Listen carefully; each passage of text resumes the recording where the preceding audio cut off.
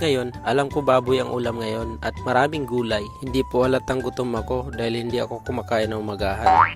Kita nyo naman, ito pala ang trabaho ko ngayon, nagkakat ako ng plate sa sharing cutting.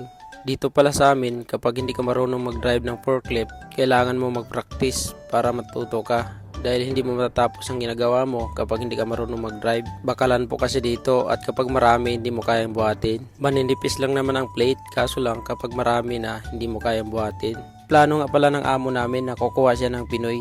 Kaya sa mga naghihintay ng seleksyon, good luck po sa inyo, baka kayo po yung masilik ng amo namin. Huwag kayong mag-alala, mabait akong katrabaho. Kaya ginagalingan ko yung trabaho ko para magustuhan niya yung mga Pinoy.